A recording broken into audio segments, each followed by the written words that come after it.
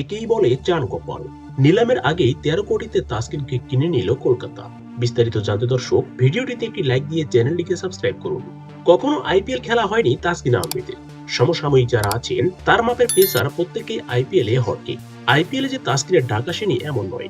একবার তো Lucknow super giants direct signing এই দলে চেয়েছিল তাকে। জাতীয় দলে খেলার জন্য ফ্রাঞ্চাইজি লিগগুলো এতদিন বিসর্জন দিয়ে এসেছেন টাইগার এই পেসার। তবে 18তম আসরকে সামনে রেখে তাসকিন নাম দিয়েছেন মেগা নিলামে। সেই তাসকিনকেই দলে ফেরাচ্ছে 3বারের চ্যাম্পিয়ন ও বর্তমান শিরোপাধারী কলকাতা নাইট রাইডার্স। এমনটাই দাবি ভারতীয় গণমাধ্যমে। কলকাতার দাবি তাসকিনের মতোই একজন পেসার তাদের প্রয়োজন। তাই ব্যাটে বলে মিলিয়ে গেলে যত টাকা খরচে হোক বাংলাদেশে এই তারকাকে দলে নিতে চাইবে তারা। আর তাসকিনকে দলে নিতে সবচেয়ে দামি প্লেয়ার মিচেল স্টার্ককেও তারা ছেড়ে দিয়েছে।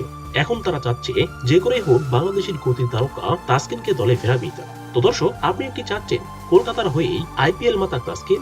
অবশ্যই কমেন্ট করে জানিয়ে দিন। এ নিয়ে আপনার মূল্যবান মতামতটি ভিডিওর কমেন্ট বক্সে। ধন্যবাদ।